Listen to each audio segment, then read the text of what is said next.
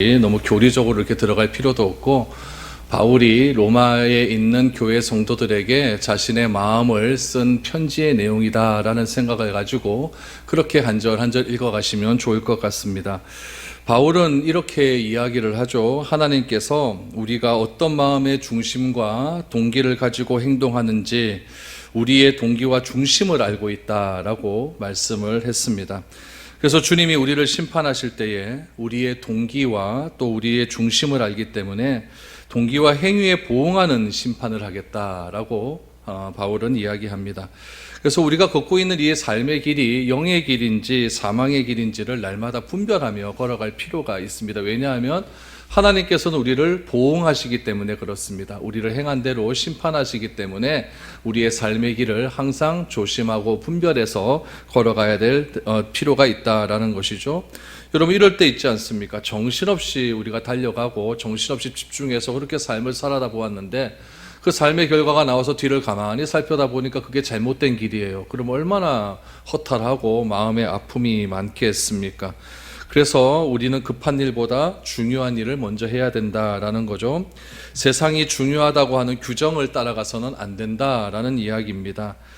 세상 사람들이 급하다고 하는 기준을 받아들여서 그것을 따라가면 또한 안 됩니다. 먼저 해야 할 것은 무엇이냐? 하나님의 나라와 그의 의를 구하라라는 거죠. 그래서 그런 일들이 무엇이냐면은 남의 눈에 티를 빼기 전에 내 눈에 들보를 살펴보아야 된다. 하나님 나라와 그 일을 먼저 구하는 것이 무엇이냐? 우리 지난주에 말씀드렸던 비판하기 전에 나를 먼저 생각해 보아야 된다. 그게 먼저 해야 될 일이다라는 이야기죠.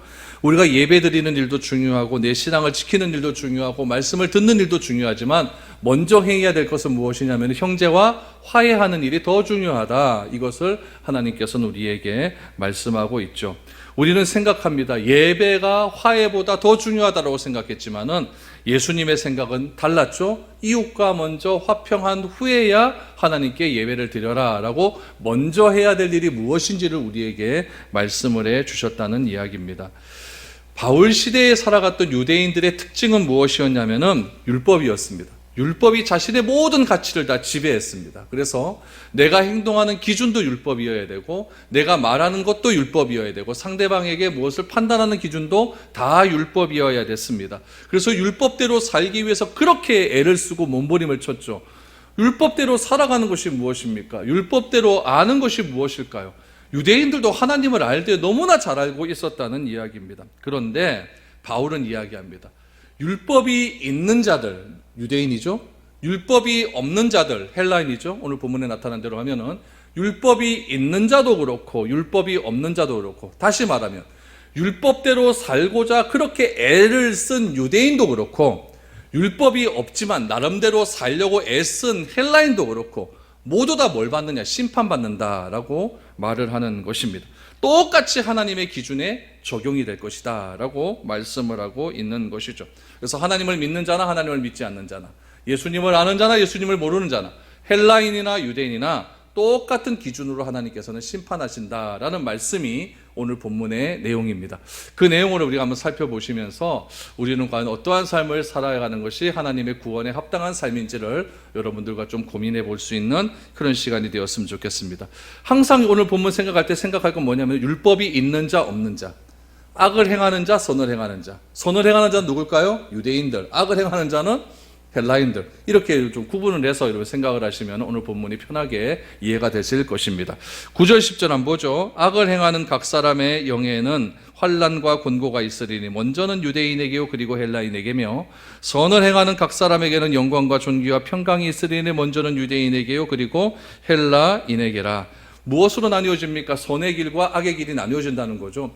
성경이 항상 우리에게 얘기하는 건 이겁니다. 생명의 길과 죽음의 길. 이 둘 중에 하나 선택하라는 거예요. 그래서 예수님도 요한복음 5장 29절 말씀해 보면 이렇게 말씀을 하셨습니다. 한번 보죠. 선을 행하는 자는 생명의 부활로, 악을 행하는 자는 심판의 부활로 나올 것이니라. 잘 기억하십시오. 선을 행하는 자는 생명의 부활, 악을 행하는 자는 심판의 부활. 여러분, 이 말씀이 어디를 근거하냐면 한 번 죽는 것은 사람에게 정하신 것이요. 그렇죠? 그러니까 사람은 다 한 번씩 죽는다는 겁니다. 죽는데 뭐가 있다는 거예요. 뒤에 뭐가 있다는 거죠. 어떤 것이 있습니까? 선을 행하는 자와 또 악을 행하는 자에 대한 심판이 분명히 있다라고 말씀하고 있는 것입니다. 세상 사람들은 죽으면 끝이라고 이야기하죠. 그래서 뭘 하느냐면 어떤 가치를 갖고 있냐면 한 번뿐인 인생 열심히 살자, 이런 삶을 가지고 있죠. 그래서 내 마음대로 살아가는 겁니다. 그러나 주님은 우리에게 말을 해요. 우리가 어떤 삶의 모습을 행하느냐에 따라서 요한복음 5장 29절에 보니까 생명의 부활과 심판의 부활로 나뉘어지게 된다라는 이야기죠. 그래서 생명의 부활과 심판의 부활로 나뉘어지는 것을 오늘 9절과 10절 다시 보십시오. 어떻게 이야기하냐면은 악을 행하는 자들, 다시 말하면은 심판의 부활로 나타나는 자들에게는 뭐가 있다? 환난과 곤고가 있다. 또 그 범위는 누구다? 유대인에게나 헬라인에게나. 다시 말하면은 하나님을 아는 사람들, 율법이 있다고 생각하는 사람을, 율법의 기준대로 그렇게 살려고 노력했던 유대인에게도 무엇이 있을 수가 있다? 생명의 심판과 악영의 악한 심판의 부활이 있을 수 있다는 이야기예요. 그렇지만은 이 헬라인, 하나님을 몰라요. 하나님을 모르는 사람도 생명의 부활과 심판의 부활로 나올 수 있다. 그러니까 범위가 똑같이 적용된다는 이야기입니다. 그거를 지금 이야기하고 있는 거죠. 그러나 바울은 좀 중요하게 여기는 것은 유대인들을 굉장히 중요하게 여겼습니다. 왜냐하면 자기 동족이기 때문에 그렇죠. 자기 동족이고 또 하나는 예수님이 누구에게서 나왔냐면 유대인에게서 나왔거든요. 우리 낮에도 보았지만 야곱의 넷째 아들인 유다에게서 쭉 나가보면 예수님이 나오지 않습니까? 그래서 유대민족, 유다민족 이렇게 얘기하는 거죠. 유대민족이 왜 중요하냐? 그 가문 가운데서 예수님께서 나오셨기 때문에 그렇다는 거죠. 그 유대민족에게는 무엇이 주어졌느냐? 율법이 주어졌어요. 이스라엘 백성들에게 시내산에서 율법이 주어졌지 않습니까? 그건 굉장한 특권이에요. 그래서 나에게 율법이 주어졌다. 유대민족에게 율법이 주어졌다. 우리말로 하면 내가 예수를 믿는다라고 하는 것은 여러분 두 가지의 중요한 사실이 있습니다. 뭐가 있냐면 특권과 책임이 있다는 거예요. 특권이라는 건 뭐냐면 하나님이 나에게 먼저 구원의 은혜를 주셨다. 다른 사람 이 사람은 안 믿는데 나는 믿었다. 이거 특권 아닙니까? 특권을 주셨으면 이 특권을 받은 우리에게는 뭐가 있다? 책임이 있다. 이 두 가지를 항상 기억하고 살아가야 된다는 겁니다. 그래서 특권과 책임은 항상 같이 갑니다. 저에게 목사라고 하는 특권을 주셨어요. 여러분들이 주셨어요. 그럼 저는 뭐가 있습니까? 목사라고 하는 책임이 있는 거예요. 그 책임을 망각하면 목사직도 내려놔야 되죠. 다 여러분들에게도 미래로 교회 교인이라고 하는 특권이 주어졌으면은 교인다운 책임이 있는 거예요. 그래서 특권과 책임은 항상 같이 가야 된다는 이야기입니다. 그래서 구원이라는 것도 마찬가지예요. 구원이 우리에게 주어졌다라고 하면은 구원이라고 하는 특권이 주어졌으면은 심판도 우리도 같이 가야 된다는 이야기예요. 그래서 구원도 심판의 일부다라는 것을 여러분이 꼭 기억하셔야 됩니다. 여러분 이단 중에 구원파라고 있어요. 구원파는 구원만 중요시 여기면 특권만 중요시 여겨요. 책임을 중요시 여기지 않습니다. 그래서 구원파는 뭐가 중요하냐면 내가 어떻게 구원받았냐가 중요해요. 언제 구원을 받았냐가 중요해요. 그래서 구원파는 항상 질문하는 게 당신은 구원받았습니까? 라고 질문을 해요. 그럼 네, 언제요? 이래요. 언제요? 여러분 언제 구원받았습니까? 모르잖아요. 압니까? 모르잖아요. 그러니까 여러분 다 지옥 가는 거. 그러니까 구원파들은 그걸 알아야 돼요. 알고 구원을 받았으니까 그 이후에 책임은 안 져도 되는 거죠. 그러니까 막 사는 겁니다. 그러니까 막 사는 거예요. 지금 이 한국 사회에서 제일 지금 우리 개혁교회나 여러 가지 교회에서 제일 문제가 되는 게 특권은 있어요. 나는 교회 다닌다. 나는 하나님을 안다. 나는 예수 믿었다. 구원받았다. 근데 책임은 안 지려고 합니다. 구원받았으면 뭐가 필요해요? 구원받은 자의 삶이 필요해요. 삶. 그게 책임이에요. 구원받았으면 구원받은 자처럼 살아야 돼요. 내가 우리 아버지면 아버지 아들처럼 사는 게 내가 아버지 그 자녀된 도리 아니겠습니까? 여러분들이 미래로 교인이라고 하는 책임을, 특권을 받았으면 교인다운 삶을 살아야 된다는 얘기예요. 그런데 구원파는 어떻게 하느냐? 우리 한국교회는 어떻게 하냐? 구원받았다는 것만 무조건 간증합니다. 예수 믿었어요. 나는 하나님의 자녀가 되었습니다. 나는 예수 그리스도를 믿어 십자가의 구원을 받았습니다. 그러면 그 이후의 삶은 별로 강조를 안 했어요. 그러다 보니까 예수 믿는 사람들의 범죄함들이 이렇게 많이 나오는 거예요. 그래서 이런 것들이 세상 사람들로부터 굉장히 표적을 받는, 지탄을 받는 그런 이유가 되는 거죠. 우리가 분명히 알아야 될 건 무엇이냐면 우리는 구원을 받았습니다. 요거는 과거, 현재, 미래 중에서 어디예요? 과거죠. 그렇죠? 받았다. 과거죠. 그럼 현재도 구원을 받아야 되잖아요. 구원을 받는 삶을 살아야 돼요. 그걸 뭐라 그랬죠? 성화. 성화. 그렇죠? 그럼 무엇을 바라보고 성화의 삶을 살아갑니까? 영화. 그렇죠. 칭의, 영화, 성화, 영화. 이것이 우리가 잘 이해가 되어질 때, 나는 구원받았습니다. 구원받은 자로서의 삶을 살아갑니다. 우리가 훗날 예수 그리스도의 이 땅에 다시 재림하실 때 영광의 구원이 완성될 것입니다. 요것까지 우리가 믿고 살아가는 거예요. 그것이 우리가 구원을 이루는 삶이에요. 그것을 가리켜서 우리는 선택과 우리가 책임을 갖는 그런 삶을, 특권과 책임을 갖는 그런 삶을 받았다라고 이야기를 하게 되는 거죠. 그런데 유대인들은 어떠했습니까? 특권만 강조하는 거죠. 나는 하나님의 자녀가 되었다. 하나님께서 우리 민족을 선택해 줬죠. 그래서 그 다음이 없는 거죠. 그 다음이. 우리도 마찬가지입니다. 구원받았으면 구원받은 자의 삶을 잘 살아가야 돼요. 그래서 누가 보더라도 저 사람은 예수 믿는구나라는 것이 드러나야 되는 겁니다.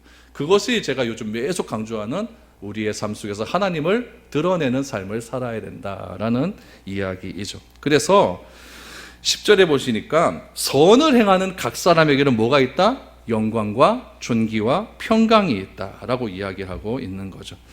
그래서 우리가 이 영광과 선을 행한다라고 하는 것은 율법의 행위가 아니라, 잘 기억하세요. 율법의 행위가 아니라 우리가 하나님의 말씀대로 살아가는 그 행위를 뛰어넘는 거예요.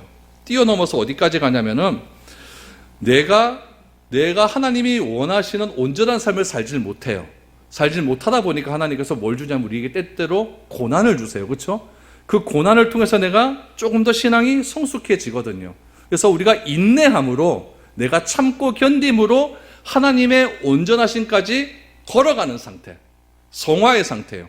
그것을 가리켜서 뭐라고 이야기하냐면 선을 행하는 사람이라고 얘기하는.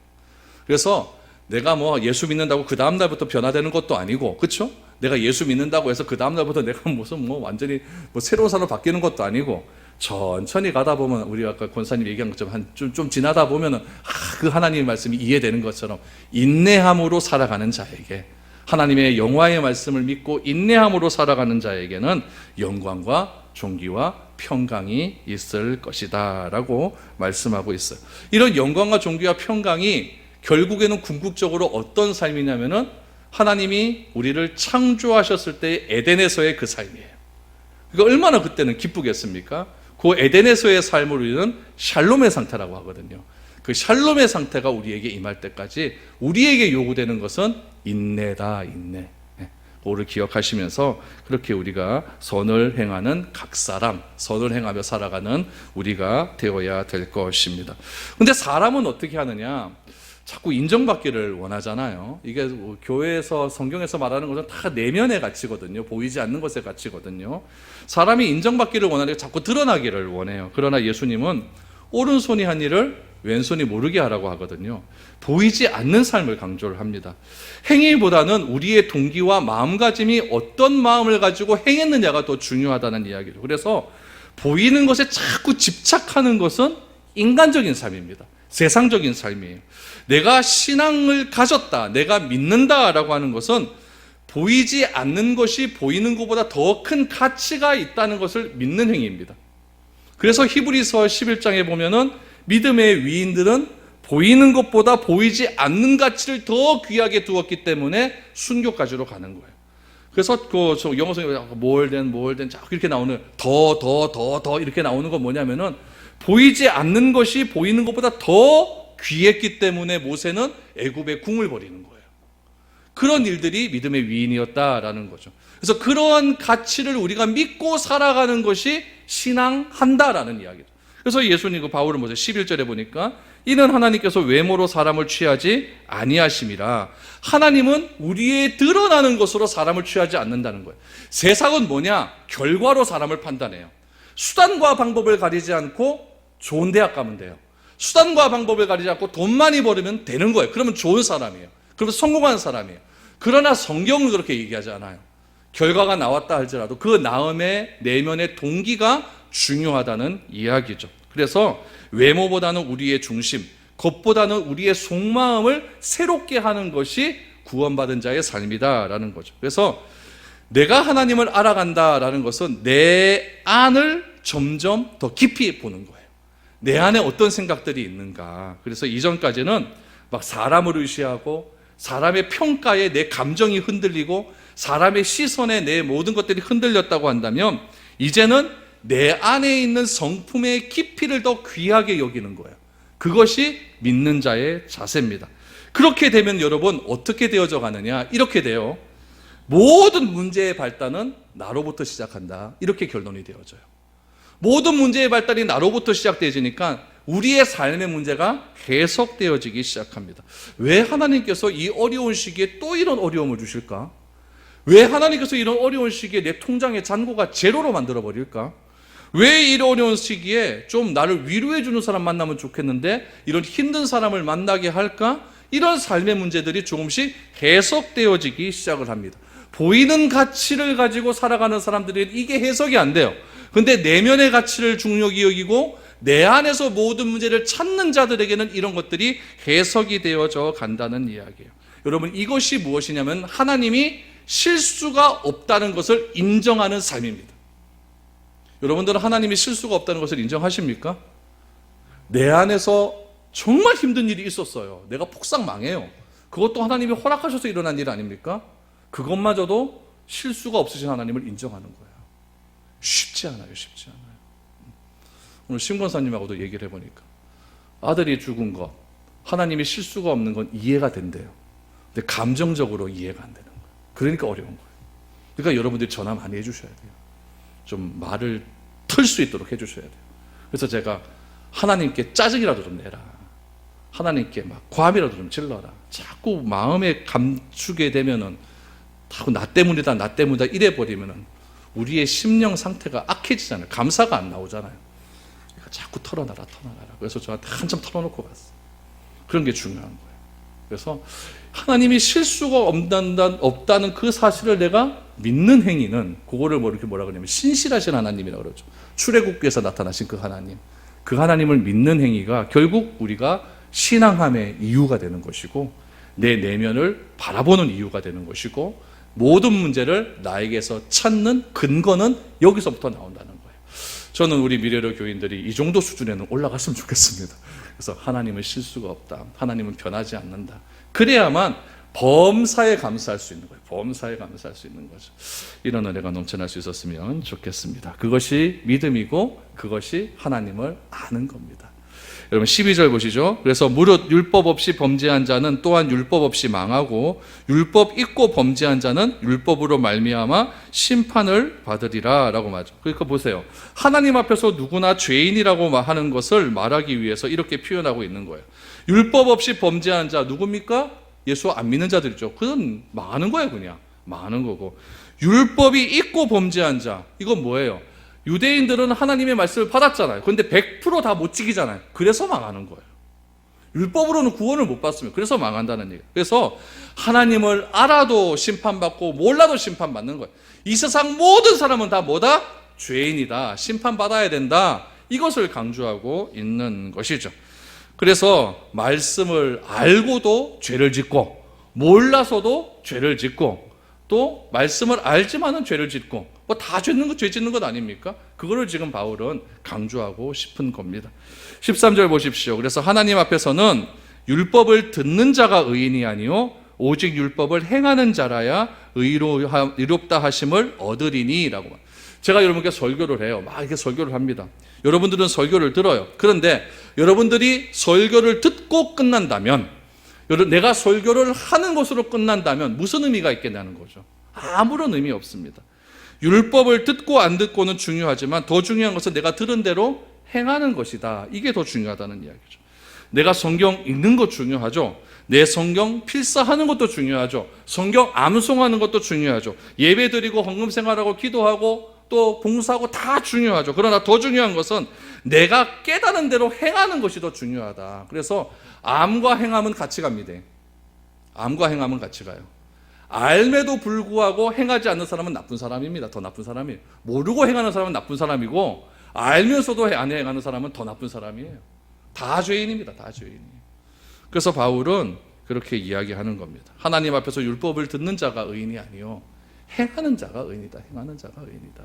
그래서 바울이 오로지 이게 믿음만 강조한다 이렇게 생각해서는 안 돼요. 행함을 강조해서 야고보다 이렇게 생각해서는 안 돼요. 야고보도 믿음을 강조하고 바울도 행함을 강조합니다. 이게 항상 같이 간다는 것을 우리는 꼭 기억해야 됩니다. 14절 15절 보십시오. 율법 없이 이방인의 본성으로 율법의 일을 행할 때에는 이 사람은 율법이 없어도 자기가 자기에게 율법이 되나니 이런 이들은 그 양심이 증거가 되어 그 생각들이 서로 혹은 고발하며 혹은 변명하여 그 마음에 생긴 율법의 행위를 나타내느니라. 무슨 말이냐면은 율법이 없는 이방인이 가지고 있는 본성이 있어요. 그렇죠? 본성이 다 있습니다. 율법이 없는 사람은, 예수 안 믿는 사람은 율법에서 우리에게 무엇을 요구하는지 모릅니다. 그렇죠? 예수 안 믿는 사람이 성경에서 뭘 말하는지 모르는 거 당연한 거 아닙니까? 몰라요. 그런데 하나님은 율법이 없는 사람에게도 율법이 때로 살아갈 수 있는 방법을 알려주셨어요. 그게 뭐냐면은 양심이라는 거예요. 그걸 성경은 본성이라고 이야기합니다. 보세요. 성경에도 살인하지 말라 나와요, 안 나와요? 나와요. 성경을 모르는 사람도 살인하면은 나쁜 짓이라는 것을 알아요. 그러니까 양심이 있어서 그런 거예요. 사람 막 찔러 죽여놓고 아무런 죄책감도 이건 나쁜 놈이죠. 진짜 나쁜 놈이죠. 그렇죠? 그러니까 율법이 있는 사람이나 예수를 믿는 사람이나 안 믿는 사람이나 성경을 아는 사람이나 모르는 사람이나 보편적으로 아는 것은 있다는 이야기예요. 그걸 가리켜서 본성이다라고 이야기를 하죠. 그래서 어느 인류 문화권이나 어느 시대라도 사람을 죽이고 강간하고 도둑질하고 이건 다 나쁜 짓이라는 것을 안다는 이야기죠. 그런데 우리에게 무엇이 있냐면은 이런 율법을 알고도 내가 무슨 죄를 저질렀어요. 그럼 내 마음 가운데 어떤 게 있어 두근두근 이런 게 있어요. 그렇죠? 요걸 가리켜서 뭐라고 하냐면 죄책감이라고 그래요. 죄책감 같은 것이 막 있기 시작하는 거예요. 죄의식 같은 게 나타나기 시작한다는 거죠. 이것이 하나님께서 우리에게 주신 성경에 나온 대로 본성이라는 거예요. 안 믿는 사람들이 말하는 양심이라는 거죠. 양심. 그래서 성경이 없고 율법이 없다 할지라도 하나님의 뜻을 알고 분별할 수 있는 뭘 주셨다? 양심을 주셨어요. 양심을 주셨기 때문에 그것이 심판과 구원의 기준이 된다라고 말하는 겁니다. 그래서 여러분 14절에 다 보시면 율법 없는 이방인이 본성으로 율법의 일을 행할 때에는, 그렇죠? 율법을 모르는 사람이 율법의 일을 행할 수 있잖아요. 행할 때에는 이 사람은 율법이 없어도, 하나님 말씀이 없어도 자기가 행한 그 행동이 율법이 있는 것처럼 행동한다, 이런 얘기예요. 이해가 되시죠? 그 말이에요. 이런 이들은 그 양심이 증거가 된다. 양심이 증거가 된다. 그래서 율법을 모르는 사람에게도 하나님께서는 양심이라는 걸 허락해 주셔서 하나님 말씀대로 살아갈 수 있는 길은 주셨다. 요걸 가리켜서 우리는 일반 은총이라고 합니다. 일반 은총. 그런 일 행한다고 구원받는 건 아니잖아요. 그래서 십자가의 은혜가 우리에게 임할 때고는 특별한 은총이고, 보편적으로 우리가 양심대로 살아가는 것은 일반적인 은총을 우리에게 허락해 주셨다라고 말을 하고 있습니다. 그럼 보편적인 우리의 마음에 그래서 이런 마음이 있어요. 우리는 하나님을 아니까 누구에게 기도합니까? 하나님께 기도하죠. 그렇죠? 그러면 하나님을 모르는 사람도 기도할까요? 안 할까요? 해요. 해요. 누구에게 기도합니까? 가빠이 가서 좀 기도하잖아요. 기도의 대상이 다를 뿐이죠. 그러니까 기도의 대상이 하나님이 아니라는 것이 문제이지 모든 사람은 다 기도한다는 이야기예요. 종교성이 있기 때문에 그렇습니다. 그래서 사도행전도 보면 바울이 아테네에 가갖고 이야기해요. 너희가 알지 못하는 신에게 기도하는도다, 이렇게 말하지 않습니까? 일본에 사시는 선교사님들한테 이렇게 이야기를 들어보면 이런 얘기를 많이 해요. 교회 다니는 사람이 갈등이 있대요. 어떤 갈등이 있냐면은 일본은 95%가 예수님을 모르거든요. 딱 5%가 예수님을 믿는 사람이에요. 그런데 여러분 일본 가보셨습니까? 거리가 깨끗해요, 안 깨끗해요? 깨끗해요. 주차 위반 우리나라처럼 합니까, 안 합니까? 안 합니다. 이런 것들이 우리 그리스도인들이 해야 되는 일이에요. 근데 예수를 믿는 사람들은 안 해요. 예수를 안 믿는 사람들이 해요. 그러니까 일본 선교사들이 갈등이 생기는 거예요. 왜 예수 믿는 사람들은 저렇게 안 하는데 예수 안 믿는 사람들이 더 저렇게 모범적으로 살까? 이런 것에 대한 갈등이 너무나 많다는 거죠. 양심이 주는 사회적 기준을 너무나 잘 지킨다는 이야기예요. 이게 뭐냐면은 우리는 예수를 믿어요. 예수를 믿고 하나님의 자녀가 되었어요. 그 자녀가 된 것이 과거에서 끝나는 것이 아니라 우리 앞에도 말했지만은 성화의 삶이 꾸준하게 이루어져 가지고 현재 진행형이 돼야 돼요. 진행이 되는데 과거의 삶으로 끝나버리면, 다시 말하면 구원 내가 받았다라는 것으로 끝나버리면 무엇이 되냐면은 종교심이 병들어 버리는 거예요. 종교심이 화석화되어 버리는 거예요. 종교의 자생 능력이 없어져 버리는 거예요. 그러다 보니까 누구보다 못한 사람이 되냐면은 양심을 가진 사람보다 못한 존재가 되어버리는 거예요. 뭘 통해서? 우리의 행함을 통해서. 행함이 그렇게 안 나타나니까요. 그래서 예수님이 오셔서 누구를 질타하시냐면은 율법을 가진 사람을 질타합니다. 막 서기관들 막 때리잖아요. 막 바리새인들 너희들이 그따위로 해놓고 막 너희들은 지금 천국에 들어가는 사람 들어가려고 하는데 그 사람 손잡이를 잡아가지고 못 들어가 있는 인간하고 똑같다 이렇게 만들어버립니다. 이 독사의 자식들아 화 있을진저 이렇게 얘기하지 않습니까? 무슨 말이에요? 종교가 화석화되어 버리니까, 종교 안에 자생 능력이 없어져 버리니까 하나님 말씀이 아무리 많다 할지라도 그냥 예수님 모르고 양심을 가지고 살아가는 사람보다 뭐하다는 이야기입니다. 이런 것들이 지금 우리가 듣고 있는 이야기들이에요. 지금 바울이 그런 이야기하고 있는 겁니다. 누구에게요? 로마에 사는 교인들에게. 로마에 지금 얼마나 큰 어려움이 있습니까? 얼마나 큰 핍박들이 있어요. 그런 핍박 가운데에서도 양심에 따라 살아가는 그 사람보다는 너희들이 하나님의 율법을 가지고 있으니까 더 잘 살아야 된다. 더 바르게 살아야 된다. 이런 것들을 지금 강조하고 싶은 그런 이야기입니다. 그래서 16절 결론입니다. 뭐라고 이야기하면 곧 나의 복음에 이른 바와 같이 하나님이 예수 그리스도로 말미암아 사람들의 은밀한 것을 심판하시는 그날이라. 여러분 보세요.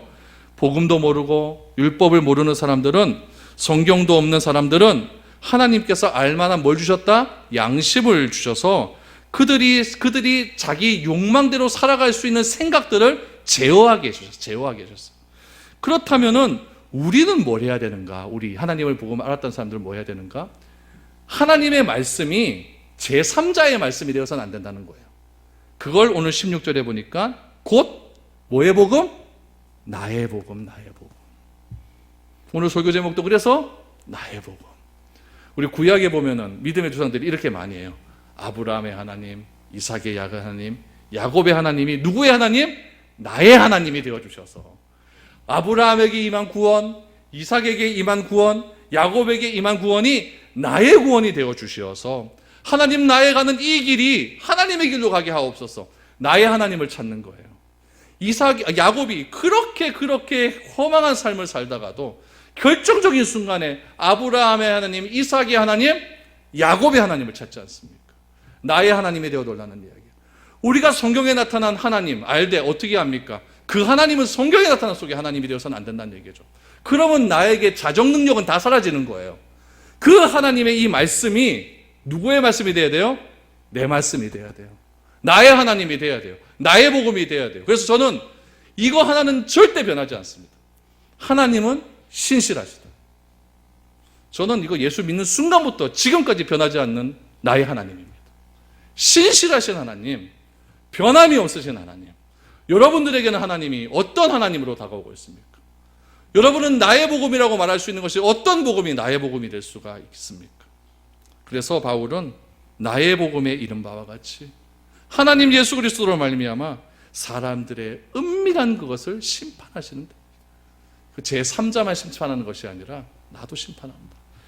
마지막으로 이 말씀을 읽고 한 마치도록 하겠습니다. 베드로전서 3장 15절 17절입니다. 우리 같이 한번 읽어보죠. 시작. 너희 마음에 그리스도를 주로 삼아 거룩하게 하고 너희 속에 있는 소망에 관한 이유를 묻는 자에게는 대답할 것을 항상 준비하되 온유와 두려움으로 하고 선한 양심을 가지라. 이는 그리스도 안에 있는 너희의 선행을 욕하는 자들로 그 비방하는 일에 부끄러움을 당하게 하려 함이라. 선을 행함으로 고난받는 것이 하나님의 뜻일진데 악을 행함으로 고난받는 것보다 나으니라. 아멘. 양심을 가지고 사는 사람도 고난받습니다. 선을 행하는 사람도, 하나님의 율법을 받는 사람도 고난받습니다.